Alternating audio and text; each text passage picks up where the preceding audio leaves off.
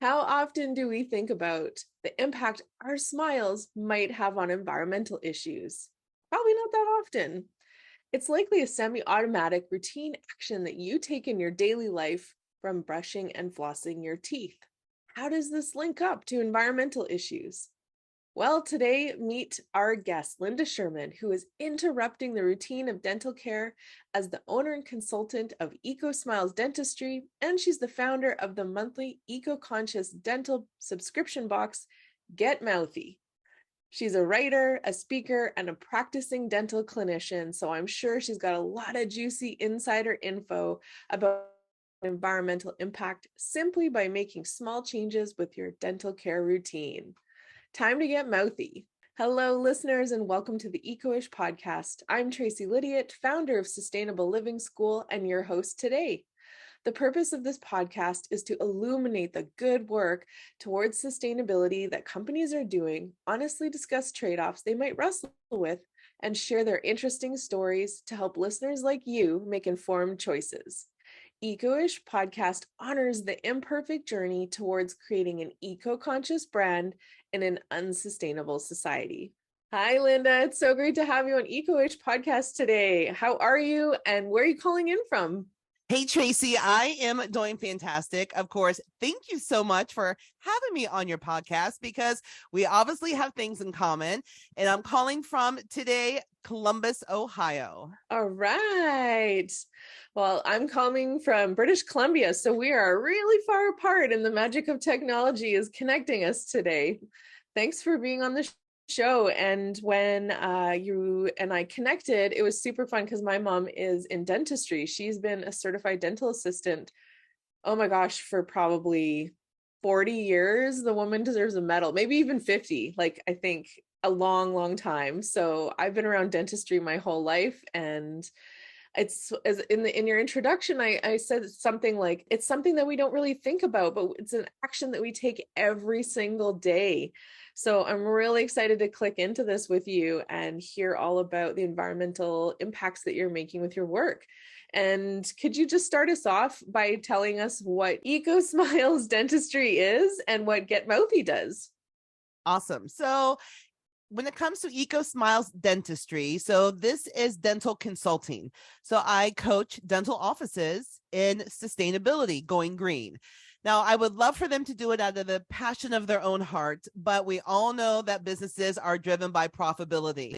So we bring in the profitability in sustainability, switching things back up, removing the disposables. I mean, obviously, we can go on about that, but the bottom line, Eco Smiles Dentistry is a dental consulting business, showing dental offices how, again, profitability is in the sustainability. Now, Get Mouthy is still a dental product, but it is a direct-to-consumer item. And it does take your personal dental care and it makes it eco-friendly, but not only eco-friendly, but it also makes it completely natural and also chemical-free. So I don't know if you all realize how many chemicals it takes to make up your traditional toothpaste, as well as your dental floss.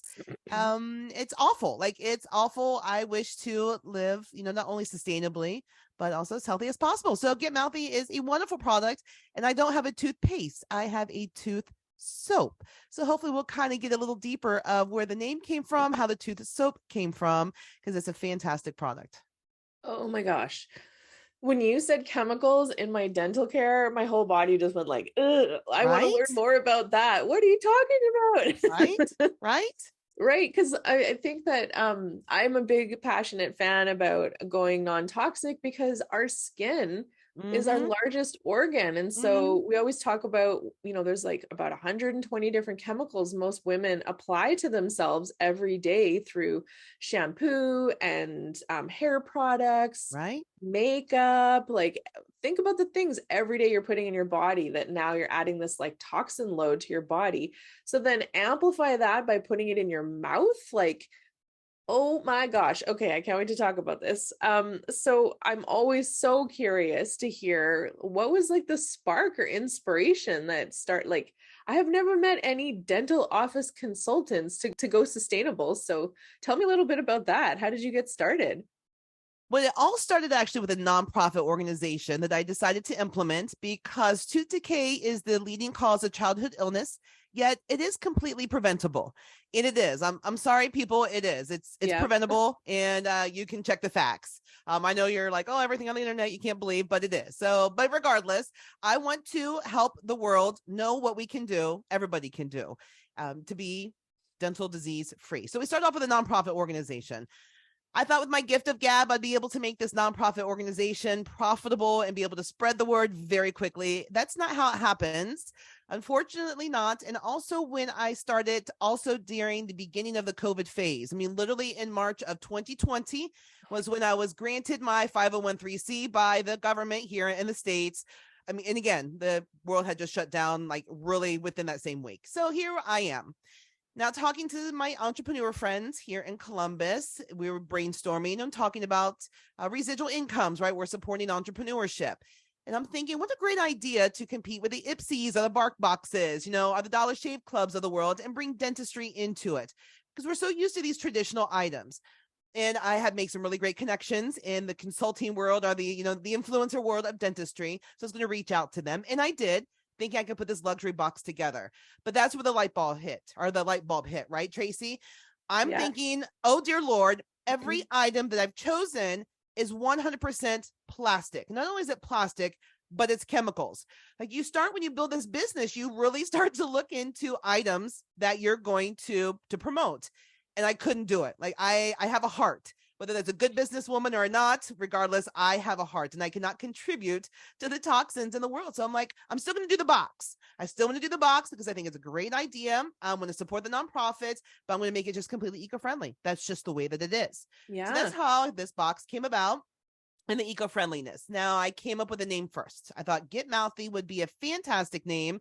A box, a company of mine, right? So I'm like, I'm just going to call it Get Mouthy. I really didn't know much about it or what I was going to make it, but it was just going to be Get Mouthy. I think that even became before the eco-friendliness. I'm just going to make it Get Mouthy. I thought it was awesome. So I came up with that first. Now I'm sitting around with another mom friend, right? We have daughters the same age, and we're kind of like just shooting the shit over a play date. We were talking about how we got mouthy with our moms when we were younger. I don't know about you, Tracy, but I literally have had my butt pulled out of the bathroom for getting sassy with my sister, and I said something I shouldn't have said, and my mother washed my mouth out with soap. And I know that wasn't the first time and probably not the last time, but we're like, oh my gosh, wouldn't that be great with this company that I have? It's called Get Mouthy, that I had a tooth soap product. And we're like, this just connects really, really well. So with some research, that is the product that they came up with. So that really is the unique item of all of it. We have bamboo toothbrushes, bamboo travel, containers, cute little bamboo holders for your sink. But the unique product really is in that tooth soap. So we can really dig deep about it being chemical free and all natural and naturally remineralizing as well. Of course, I don't want to forget the dental floss. So if you want to just kind of jump into it, the tooth soap is primarily let's talk about it. Let's talk about that. So it's made primarily with coconut oil, right? Okay. Now, I'm a dental person. And when it comes to dentistry, we love to promote fluoride, don't we? We push fluoride, and I believe in it. And if anybody would have ever come into the office, into my chair, and had a conversation about, oh, I'm using coconut oil now, or what have you, we would all think you're freaking crazy. We'd be talking about you in the sterilization area, and we're like, we'll see you back next year, the bunch of cavities, right? Like, we are conditioned to want to promote sodium fluoride. I'm not saying it's terrible. Absolutely not. I do not believe in the right manner is it toxic to a certain level that you're going to have the effects from it. I don't believe in that also. I just believe that there's a different alternative if you wish to be more holistic about it, right? So coconut oil naturally contains fluorine. Now remember, fluorine is the natural mineral.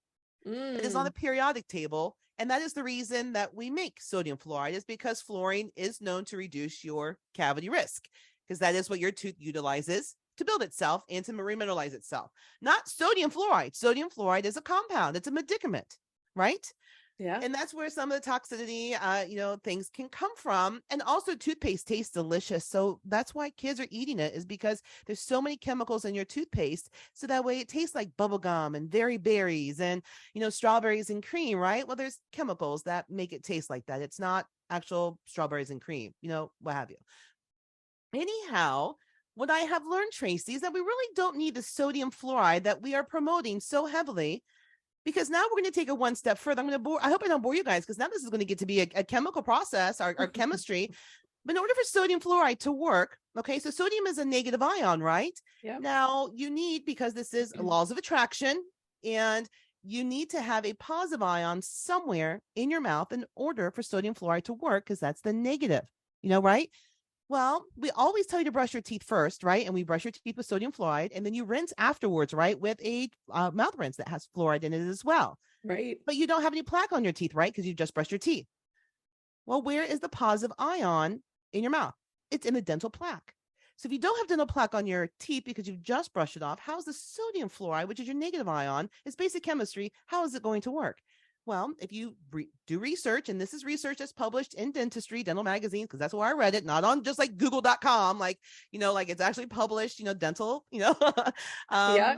literature, that the sodium fluoride is real, it's not making a difference. Tooth decay is still on the rise. It's still the leading cause of childhood illness. It's not something, there's dentists on every corner. It's $1 billion, industry. We're seeing people all the time. There was a gentleman just the other day in the office I'm working at. He's 27 years old and he went into dentures. Like, I'm just saying, like, exactly.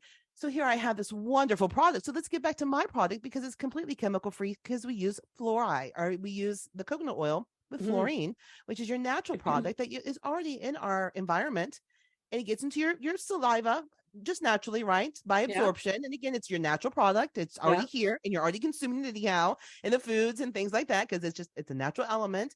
But when it's in your saliva like that, it's naturally remineralizing. But the great thing is too with coconut oil is that it also naturally is an antibacterial. It kills the S mutans, which is the bacteria that causes tooth decay. There's a bigger name for the S. It's just easier to call them S mutans, right? But that's the bacteria that causes tooth decay. Well, coconut oil kills that. It also kills fungus. It's antifungal. So we see sometimes thrush issues in infants, or we'll see it in the elderly with appliances. Well, since coconut oil is also antifungal, my product will help with that as well. There's no dyes in it. There's no chemicals.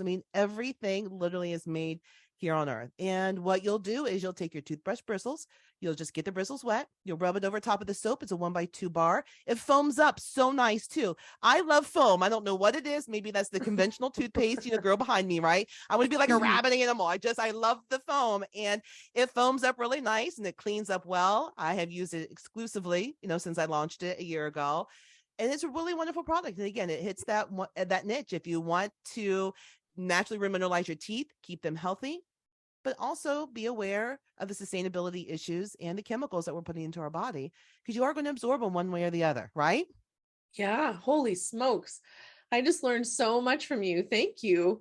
So I lived in California as a kid, and I've just learned so much from you. And I had, my mom, I think, was a little freaked out about the water quality in California when I lived there. This was back in the 80s. So she gave us fluoride pills, and I ended up getting oh my God, I'm going to mess it up. Fluorosis, yes. Which is like deposits of extra fluoride on your teeth, and it just makes it like extra white in places. And and I don't know if that affected me as a kid, but the second last time I went to the dentist, they give you the fluoride wash, and you sit there and you like wash it around in your mouth after they've done the cleaning and then spit it out. And I went and sat in my car, and it was like a really early dentist appointment. And so I hadn't eaten before that. And I was like, okay, I'm feeling kind of weird. Like maybe I'm like super hungry. And then it's like, as it went on, I got and worse and worse. And I was like looking around for places to go like vomit in. I didn't, but it was the weirdest experience that I've never had in my life before. And then the next time I went to the dentist office and had the fluoride again, the same thing happened. And I was like, oh my gosh, like, so I'm actually one of those people that's quite sensitive to fluoride rinses. So I have actually done my best to avoid it. And so this is really, but I'm always concerned about dental health. So this is like amazing to learn this. And I think coconut trees are just like the best thing ever. If I ever had the chance to have a coconut plantation, they're so flippin' useful. And including, I have never heard this, that you can, so that makes so much sense that your body will take the fluorine in the coconut Yeah. oil and remineralize your teeth. And I knew previously though that it was an antibacterial and antifungal.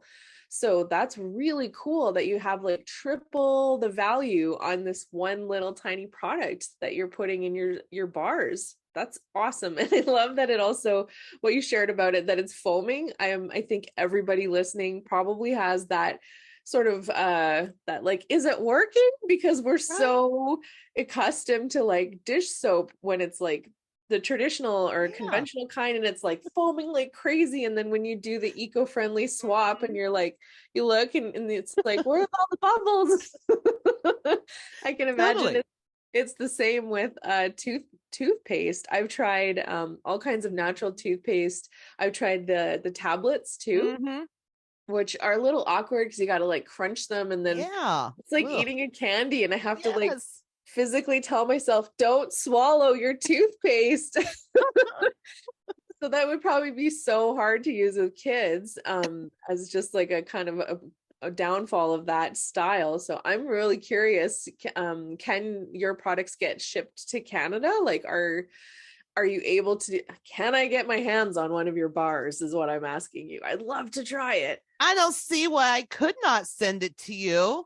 To be honest with you, I mean, I'm going to absolutely say yes. I don't know what the barriers are for us to send it, but I mean, I don't know. I got a website. You get on it and I just Okay, purchase a shipping label and send it to you. And hopefully that's sweet. how easy it works. Well, I live pretty close to the border, so I can always pop over into my closest. I live above Washington, so I can always pop over into Washington. But for other people listening in Canada, I'm sure they'd be super curious to learn. And I love that well, I don't love it. That's funny that your mom washed your mouth out for being sassy. That's so old school. So now you could be like, just use this, mom, and you're brushing my teeth at the I same know, time. right? Yeah. Absolutely. So speaking of flavor, I was curious, do you add any like natural flavors to the bar or like what does it actually taste like? Well, there's two flavors right now. So we have a clove flavor. Clove Yeah. is a wonderful natural, medicament as well. We love it in dentistry. And the other one's mint. So it's very simple. It's essential oils. I mean, again, it's a natural product with coconut oil and some sustainable palm oil, xylitol, and the clove. And that's it. That's it. So it's very Okay, simple. so anybody listening that has kids might be like, okay, I could probably get my kid to try one of those flavors. And xylitol is a natural sweetener, so Absolutely. And it it's isn't. also antibacterial within itself. So in dentistry, Oh, yes, that would be our preference of an artificial. Well, I mean, it's a natural sweetener of it, yet, right? I mean, it is, but it's also antibacterial. So you'll find dental products with xylitol in it for that reason. oh, interesting. I didn't know that. Yes. Like chewing gum, like you'll find like Fair. the Yep. sugar free or what have you. I know that we have like Zolly Pop. I guess if that's okay, I'm going to give them a plug. I mean, for whatever reason. They are, I guess they're sugar free candies. And Yeah. it's a wonderful story because it was a young lady, like a teenager, and she was in braces and she wanted to have like a sugar-free candy. She's like from Michigan, so she came up with Zolly Pop, and they have xylitol in it. So I just give it away like at Halloween and things like that. That's the Yeah. candy I like for people to get because it's sugar-free, better for your teeth. Let's talk about floss because when you're flossing your teeth, especially if you haven't done it for a while, no judgment. Sometimes you can see like if you spit out your saliva after you're done, maybe there's like a little bit of blood in there. So instead of, putting on a lotion on your skin that doesn't have any open cuts or anything like that, and the chemical are being absorbed through your skin, is there an impact when you use those products in your mouth that because you're close to your gums, there's a lot of blood flow in your mouth? Like, let's talk a little bit about the benefits of using a floss that doesn't have chemicals and what the problem is. You are so smart. I love that you're leading that kind of conversation because that's exactly where most of the absorption is coming from. I mean, most people have gingivitis. And we have gingivitis, it's an open wound. So whether you're brushing or whether you're flossing, one way or the other, there, as soon as you do that, there's bleeding, right? There's an open wound. That's direct access into your bloodstream. So whatever products that are in your mouth is directly into your bloodstream. The chemicals from the toothpaste, the chemicals from the dental floss are directly into your bloodstream, as well as all the bacteria from your mouth if you have poor hygiene overall.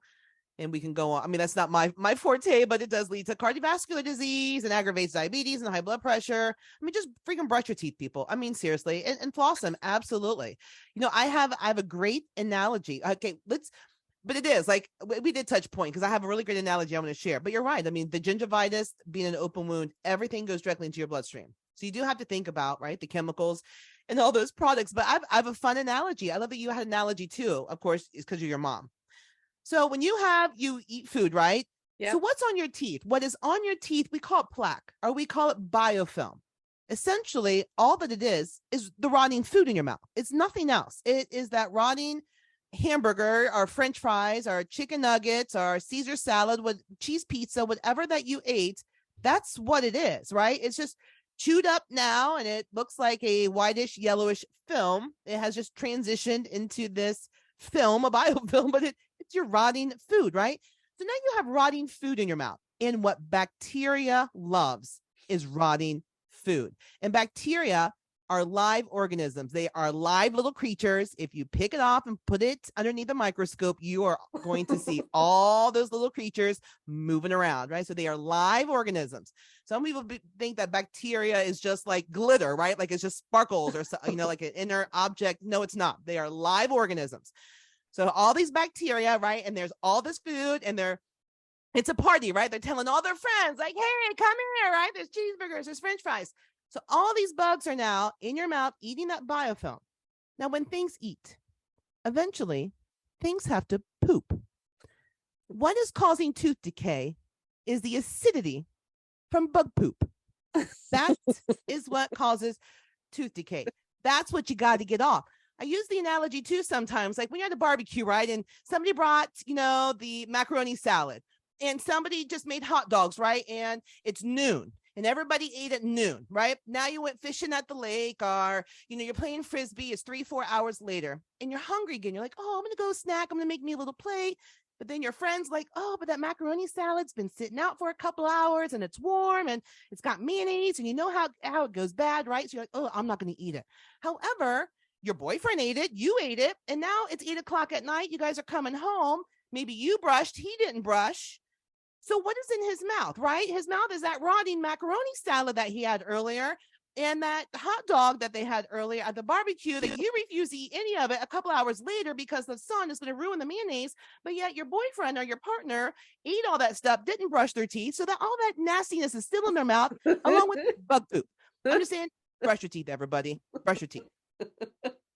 And floss them, because it's in between your teeth, right? There's like that cliche or something that you'll see, like, about like wiping your butt crack with toilet paper, which is the truth, right? If you go poo, you got to wipe your butt with toilet paper. I mean, it's a known fact. We all do it. So flossing is the same concept, because you get stuff in between. You get stuff in between, and it needs mechanical removal in order to get it out. Oh my gosh, this podcast is, I'm wondering if I'm going to have to put the E for explicit on it. Oh my gosh, this is so good. And I completely thank you for the reminder. I completely forgot the extra part of my sugar bug story, which is that they poop on your teeth. Yes. So yeah, it's so great. And ew, like it just, ew. It's hilarious. A friend of mine asked me, okay, what's on your dating list for like your ideal man? I'm heterosexual, so I'm attracted to men. And so he's like, what's on your ideal list for your man? And I was like, flosses their teeth regularly, like good dental hygiene. And he made fun of me. And then a whole bunch of years later, he wrote me back and we had this hilarious conversation. And he's like, okay, I get it. I totally get it. And I won't share his story, not mine to share, but yeah, it's so, I think it's weird. I think about that too. Like of course you want to be intimate with people and have that closeness and connection. And if you care about your health, that's a real factor that other person is also taking care of their own health. And you guys are having a reciprocal exchange of health efforts. So thank you for bringing that forward. And it's quite funny too, because I think my mom, when she's got like a teenager in the chair, she'll give him a bit of heck too and be like, oh, you want girls to kiss you, right? Or you want boys to kiss you. So like, We make think sure you're alike, brushing and flossing your teeth. And so right? I love this conversation for anybody that didn't know all of that. And I feel like we've probably burnt some images in their mind now. But As we should. If you haven't been brushing daily, regularly, twice a day. I mean, twice a day is sufficient. 3 times is great, but twice a day, I mean, that is sufficient. But you should be brushing twice a day. I mean, twice a bare day minimum. and flossing And and flossing, and just don't go to bed without brushing your teeth. I don't care. I don't care if you went partying all night. I don't care if it's 1, 2 o'clock in the morning. You don't know how you got home. Like, or if you're over at somebody's house or you slept, like you fell asleep on the couch, whatever the reason, brush your teeth before you go to bed. I mean, I yeah. add that in the pro column for my husband, right? We've been married for like 23 years. And there's pros and cons to everything, but that is in the pro column. Check. He's got nice teeth, no cavities. He brushes his teeth twice a day. Like and you know what? I will admit, I'm sorry, I should not admit it for people who are listening, but my husband only flosses twice a year, and that's when he goes and gets his teeth cleaned, and the hygienist does it for him. So Fair enough.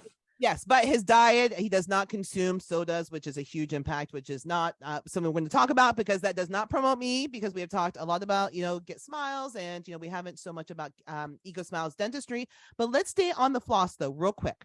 Yeah, let's do it.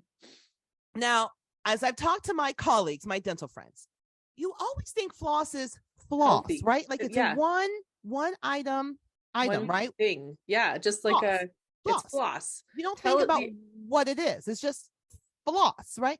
Well, floss is not. Floss has an expiration date. Your traditional floss, not my floss. Traditional floss has an expiration date on it. And there's a reason for it, because it's made from chemicals. There's generally 5 to 6 chemicals that your traditional floss that you're probably going to get free from your dentist, which I think that's ridiculous. They still give out those goodie bags. They shouldn't bribe you with plastic stuff from like Oral-B and whatever. Like, that's just ridiculous. Like, just stop that in general. But the floss is primarily Teflon, which is a toxic chemical. That's generally what most floss are made out of. And if you read there's ingredients list, there's waxes and chemicals, and it's way too smooth to remove plaque anyhow. I have the floss. It's all natural. It's a bamboo fiber with some charcoal in it. Yeah. And so it's an all natural product. And I love the fact it has a little bit of a grit to it. So that way it has the ability to remove plaque efficiently, removing that rotting food with bug poop on it. Oh my gosh. Well, yeah. And when you go to the dentist, anyways, they do the polish with the grit and then they floss your teeth. Yeah. So they get that grit down there. So that totally makes sense. And Teflon, oh my God, I am like having inner horror moments because Teflon is one of the forever chemicals made from DuPont that they now have this like enduring legacy that they have to deal with, of these horrible chemicals that bioaccumulate. It's bioaccumulative chemical. So when you're putting it in your body, it doesn't really leave. No, it also doesn't leave the environment. So it doesn't leave the environment, and it just clogs it up. I've estimated that there is roughly 1.5 trillion toothbrushes here on Earth. Now, I'm not a mathematician. That is my own statistic. So what I have done is I think the evolution of the toothbrush started like in 1920-ish. And I don't have facts in front of me, but Google will tell you that. But something like around 1920-ish is when the plastic toothbrush was developed. Then I accounted for the proper inflation every year, or population accumulation over the years. Therefore, I did my own math, and I came up with that 1.5 trillion. And I do firmly believe that is a fair number, because there's like 1 billion people on Earth. And how often are you changing out your toothbrush? Some people more often than others. So, you kind of balance that out. And when they just continue to buy more plastic toothbrushes, that when you throw them away, they have nowhere else to go but in the landfill. And landfills, as a reminder, you're paying rent for them. It is not free space. There's no tooth fairy that comes and gets those items and makes them disappear into the world, right? You are literally, with your taxes, renting space for them to dig a hole, throw your trash in it, which includes your toothbrushes, the stupid box it comes in. I don't know why they do that. And then the dental floss and the containers and everything else, they just throw it into that hole. And then eventually they fill the hole over and build a condo complex, or a kid's playground. I don't know. But it just continues to sit here in earth and eventually is into our waterways, which eventually gets into our ocean. There is that stat that says by the year 2050, there will be more plastic in the ocean than fish. by pound. Now, I remember celebrating the song 1999, right? I was in the 80s and we are singing 1999 by Prince, right? Now we're going Yeah. to party. Yeah, because it really seemed like it was so far away. Well, now it really is so far away, right? Now it's 2023. So 2050, it's not that far away. That's my point. I have a daughter. She's 10. She'll be 37 years old. So in 27 years from now, that's 2050. There's more plastic in the ocean than there will be fish by pound. And it's our fault. And it is our fault. I mean, I contribute to it. I do recycle as much as I can, but by eliminating as much as I can by staying in my niche. I mean, I've worked in dentistry clinically for 30 years. I mean, I practice dentistry.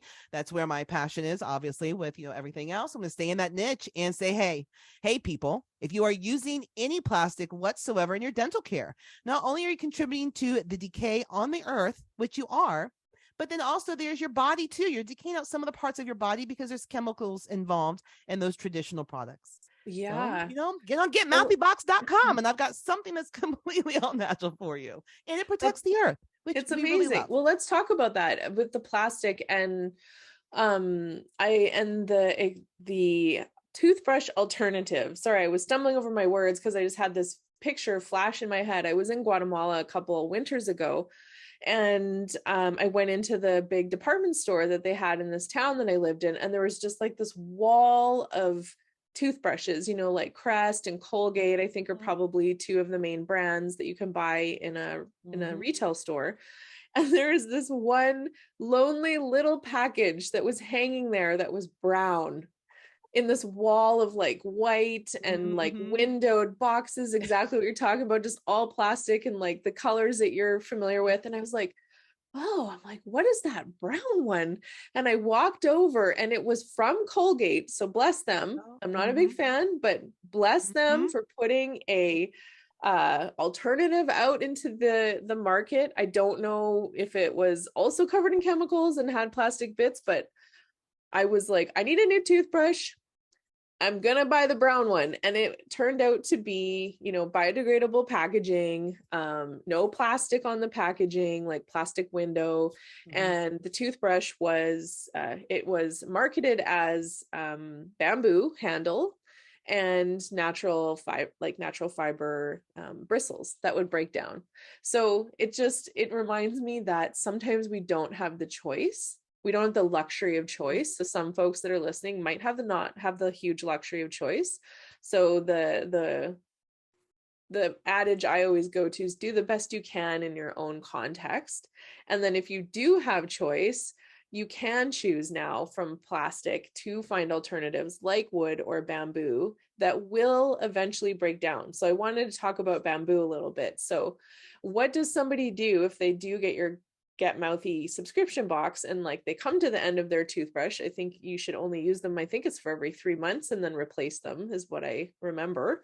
You can correct me on that if I'm wrong. What does somebody do with your toothbrush that's made from bamboo at the end of its life?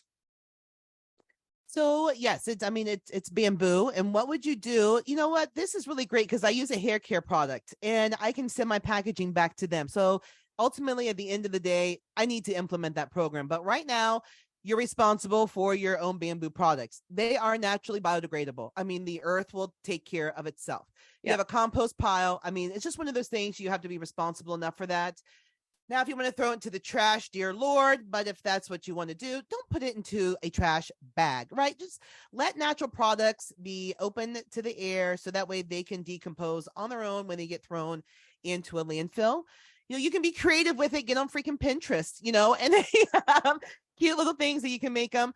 Now, bristles ultimately at the end of the day, they don't break down. They're not recyclable. They're not compostable. You will need to remove the head of your toothbrush if you wish for it to compost in your composting bin, something like that, right? Because, and it even like the product that you said, like if it was all natural, it'll break down on its own. I'm not sure about that. I mean, I've done research, but things break down too quickly if you make them all natural, right? Like there's options of having like vegetable-ish type of bristles, but as soon as you get them wet, like they break down, right? And then you can use like boar hair, but I'm not that natural. I'm just saying, like, I really like want to be natural. I'm not that natural. I might use them over here to brush my teeth. Okay. When there are other options, I'll find something else. I don't know. But yeah, so your toothbrush, with mine, it's funny. I just keep them. I just move them around the house a little bit. They become other tools. I recycle mine. I will even throw them into the dishwasher, so that way I can continue to clean around the house. So I use them multi-purposely. But ultimately, at the end of the day, take the head off of it. If you want to do something with the little stick, if not, you can throw in the garbage. And Yeah, that's a great idea. Pinterest is such a rabbit hole, and there's right. so many good ways of like I just actually taught a class yesterday, or workshop, not a class, a workshop yesterday to a bunch of textile folks that are in municipalities, and they're trying to figure out the circular economy for textiles. And we went through the waste prevention hierarchy, and reuse is at one of the top parts of the hierarchy. So for example, instead of, like what you said, instead of throwing your toothbrush away, think about all the things you can do with it. Like I use mine for cleaning hard to reach places in my water bottle, and you could, chop the head off. Jewelry, you can make stuff out of it. Any crevice. I mean, yeah. And also I was any thinking, crevice. I was also thinking, oh my gosh, you're too fun. I think we would have way too much fun together if we went out on the town. What's it called? A plant stick. So you could write, yes, like, if you've got exactly. herb seeds going or things like that. Yeah, there's a million things you can do with a used toothbrush. And the best part about it, I think we forget about this a little bit, is that if it is made from natural products, it will eventually go back to nature. And I think a lot of people in the sustainability world kind of get stuck in really minute details. Like, I just ate an orange. What do I got to do with the orange peel? Like, I need to make something out of it. And bless them. If you've got the time to do that, please do it. It's amazing. I love seeing the ideas on Pinterest. But for the rest of us that don't have time, like, holy smokes, give yourself a break. You do not need to feel guilty. It's biodegradable. Yes. Nature knows what to do with it. Yes. And that's the biggest problem, exactly like what we've been talking about with the chemicals in the floss and the plastic in our dental care and our toothbrushes, the chemicals in our toothpaste. We are so smart that we make all these things that help our lives, but we don't think about where they're going to go at the end of their life. We're starting to now, thank the Lord that we are doing this, thankfully. Right. It's so exciting, but we have to think about, what are we creating that nature already knows what to do with at the end of its life? It can biodegrade, it can decompose, even chemicals. There's so many chemicals that we think, we call them all chemicals, but there's so many chemicals that we use in our lives that can also biodegrade and that are safe at the end of their life. And the problem is, like, exactly like Teflon, we get smart and like cobble all these compounds and elements together and make stuff that nature has no idea what to do with. No.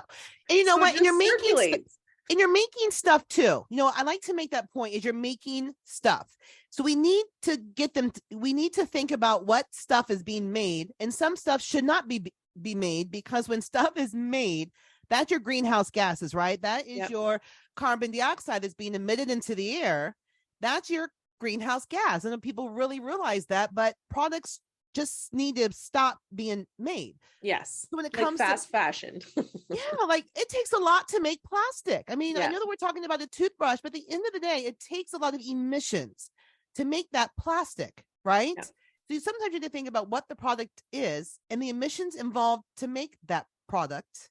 Yeah. And of course, these products are leaching into the other, our other systems, but there's greenhouse gases is just as bad as the pollution in the water. Yeah, it's so true. And you brought up a really good point. I loved how you framed the landfill, and that you're renting space and that your taxes pay for that. And I've been working in textiles for the last 18 months, and I can't tell you how many folks I've talked to that work on the municipal level, and that I've gotten my mind really open and aware now of how much energy and money it costs to manage landfills. And it's so right. And one of the biggest, when you just chuck everything, I love what you said about don't put it in a bag. put it in your compost for your toothbrush from Get Mouthy or somewhere else, for example, because when you layer multiple things in a landfill, it doesn't decompose Mm-hmm. evenly. It doesn't even decompose in many Mm-hmm. cases. And also those landfills create methane, which, some Mm-hmm. landfills will capture the methane and use it for energy, but a lot of them don't. And methane is 28 times more powerful than one molecule of carbon dioxide for creating the greenhouse gas effect, which creates climate change effects. Mm-hmm. So, keeping as much out of the landfill as possible should be everybody's goal in their Absolutely. household waste streams. Absolutely. And And food also waste, business, because yeah, that's of where, of course. course, now where we have the Eco Smiles dentistry, right? For the same concept. I mean, whether you're at a dental office, a business, or your home, you have to be very conscientious about the plastic that you bring into it or the items that are being made, because there are so many alternatives to the plastics, or you just eliminate them altogether. Yeah, it's so true. And I always think about the chemical engineer who was married to one of my university profs, and she and I had a chat once, and she said, we would be screwed without plastic because it elevates our quality of life, but we should be saving it for things that we really need, like medical interventions. Like think about the IV tubes that you Mm-hmm. need, or IV bags, or things like you need in surgery. And then really we should be finding alternatives for everything else as much as Yes. possible. So I love that you're doing this, and I love that you've come up with all of these amazing alternatives and that people can get them so easily with your subscription box. And the floss, I'm so excited to try too. And I just was going to give a plug. Do not ever flush your floss, by the way, because it is like the boon of the existence of anybody that's in water treatment, because the conventional floss, I'm sure yours is much more biodegradable. It is so tough that it will never ever break down, and it gets wrapped Yep. around The equipment. in the equipment, and then they have to stop everything and go, like, yeah, we could just I go didn't on and realize on. people flushed their floss, but I mean, Yeah, it it's a doesn't mean that thing. they don't. But good tip, because it's a And hot mess so, when it gets, yeah, just like your vacuum cleaner, right? Like I have long hair, and I'm always chopping hair out of my vacuum cleaner. Between me and my daughter, same concept. same concept completely.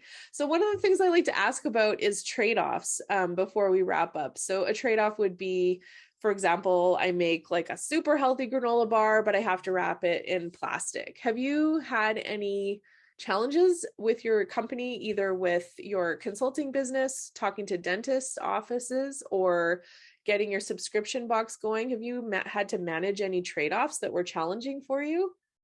With a subscription box, not so. In regards of having a trade-off, I mean, it fits, my avatar great. I have done everything I can to make sure I've reduced the emissions, the plastics. I don't want anything to come to me wrapped in plastic of Yeah. any sort. So it's been a really great communication with the manufacturer, the suppliers. The tube soap comes to me in bulk. Again, it's, so again, at that end, we have any way that I can think of making it as eco-friendly as possible.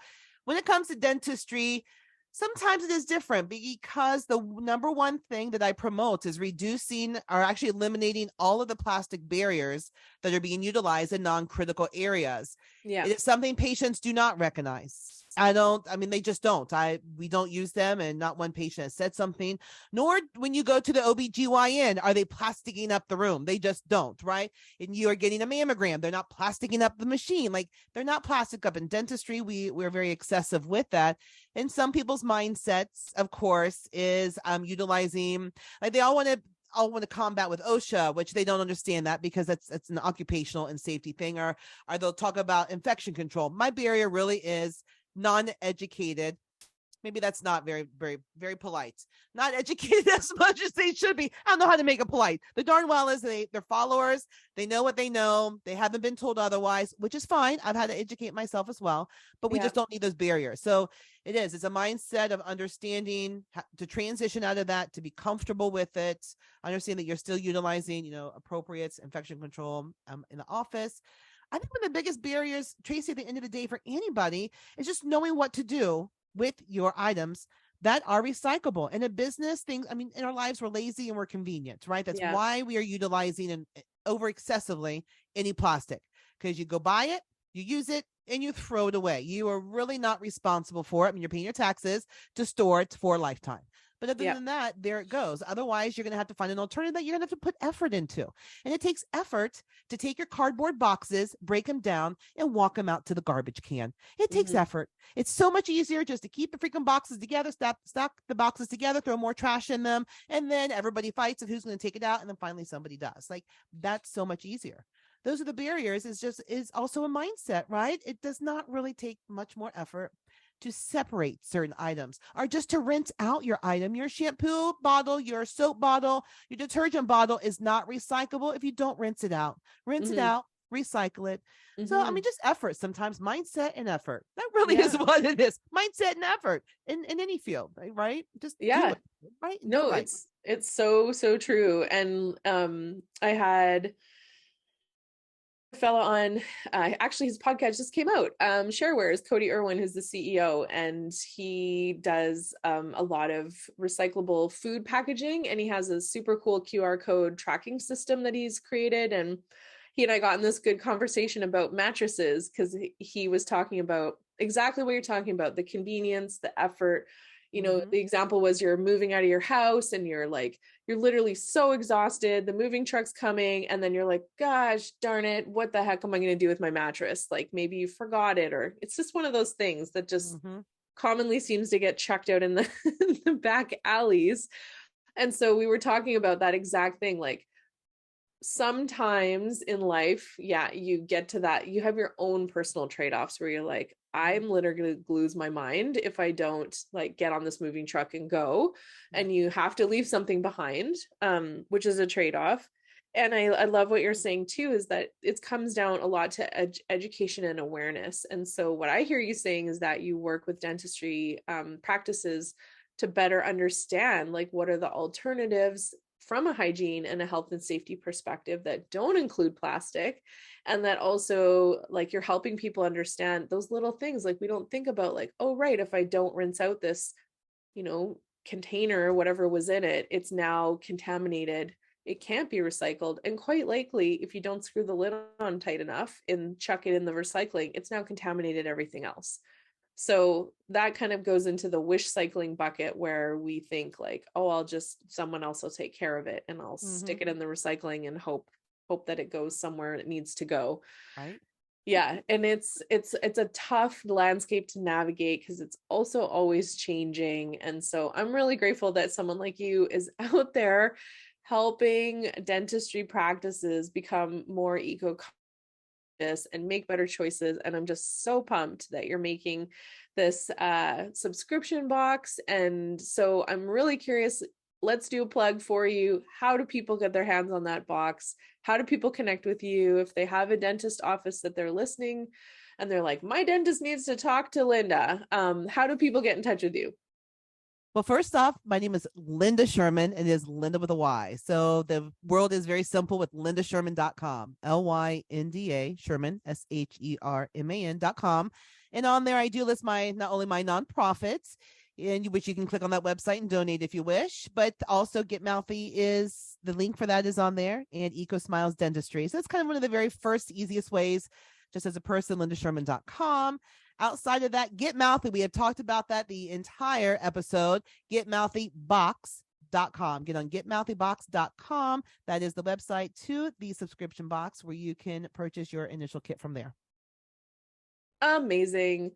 I'm going to Amazing. go see if I can get one sent to me in Canada because I happen to know the owner. And I'm now sure you you got all good do connections. too. What's that? Yes. I said, I'm sure you got good connections. Oh, yeah. It's so great. I'm really appreciative. I've learned an incredible amount from you, and I'm sure the listeners who are tuning into this have learned so much as well. And I know I always consider myself a fairly healthy person, but I know how to elevate my dental game even more now. So thank you so much for everything that you shared. And it's been such a pleasure talking to you. Well, it's my pleasure, as well, because what you put in your mouth matters. So I'm glad you cared enough to have me on as a guest. Yeah, absolutely. Go dental care. Woo! Brush, everybody, brush that stuff off. Brush and floss your teeth. All right. Well, take care, Lynda, and I look forward to connecting with you again soon. Fabulous. Hey, listener, thank you for tuning into this episode of Eco-ish Podcast. We bring you new content every other Wednesday throughout the year. If you're a regular listener of the podcast, there's a really easy way to show your support and help us grow. Download the Fountain app on iOS or Android, follow Eco-ish Podcast, and start listening. You can share your thoughts on this episode by sending a boost, like a payment with a message, and see what other listeners have to say or create clips of the best moments. Getting started is easy, and you can top up your Fountain wallet with a bank card. Oh, and you can earn money just by listening on Fountain too. They have a lot of different podcasts. It's a no-brainer. Visit fountain.fm to learn more. If you'd like to learn more about Sustainable Living School and our courses, or download our free 12-page Decoding Sustainability Guide, hop on over to www.sustainableliving.school. This is all designed to help you get started with sustainable living in a way that works just for you. We have free resources and paid courses.